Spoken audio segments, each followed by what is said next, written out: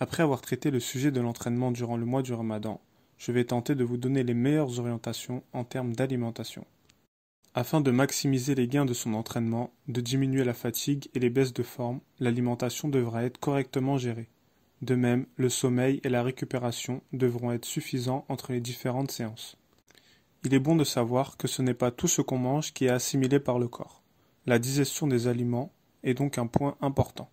Il faudra donc diviser ces repas en plusieurs et privilégier des aliments qualitatifs pour le corps. Les repas les plus importants seront autour de l'entraînement car ce sont eux qui vont déterminer en partie l'énergie du corps ainsi que sa récupération. Il ne faudra pas hésiter à prendre du repos et à baisser le pied quand le corps le demande. Comme dit dans la vidéo sur l'entraînement, c'est un mois de maintien et non de performance. Il faudra donc prendre garde à ne pas aller trop loin dans l'effort pour éviter tout type de blessure. Il sera préférable de même de faire une sieste d'1 heure environ durant la journée et d'essayer de dormir au total entre 7 heures et 9 heures. J'ai réparti la programmation en 3 repas, mais il sera possible d'en rajouter un 4e sous forme de collation, cela si vous veillez la nuit. Nous commencerons avec des aliments rapidement assimilables, puis nous intégrerons des aliments plus longs à la digestion. On privilégiera des aliments de qualité, c'est-à-dire non transformés.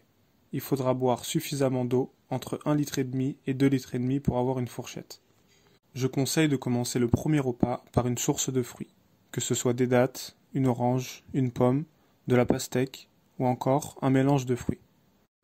Le fait de commencer de cette manière va permettre au corps de ne pas être brusqué et de pouvoir continuer de manger correctement. Je conseille ensuite d'intégrer une source de protéines légères, telles que du poulet ou du poisson, accompagnée d'une salade ou de légumes. On pourra enfin rajouter une source de sucre lent en moindre quantité. Cela peut être du pain, du riz, des pâtes, ou encore une brique ou de la soupe. C'est environ 2 à 3 heures après ce repas que je vous recommande de vous entraîner. Si vous vous entraînez, veillez à boire une gorgée d'eau entre chaque temps de repos.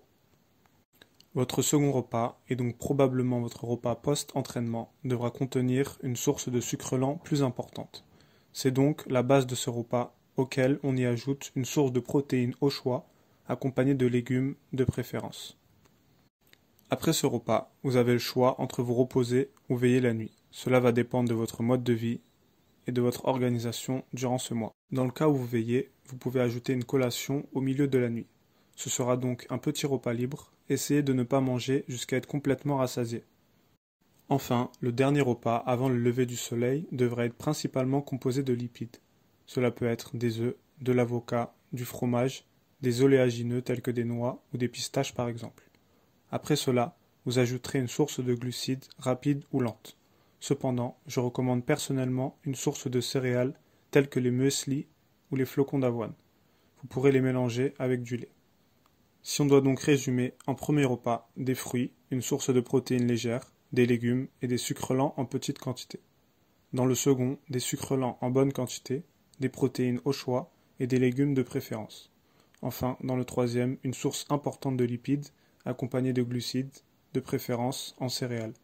Ceci est donc un plan alimentaire de base que vous n'êtes pas obligé de suivre à la lettre, mais si vous suivez les principales lignes, vous devriez maximiser vos performances durant ce mois et vous sentir moins fatigué. Dis-moi dans les commentaires si tu as des questions, n'oublie pas de liker la vidéo si elle t'a plu, de partager à ceux qui en ont besoin.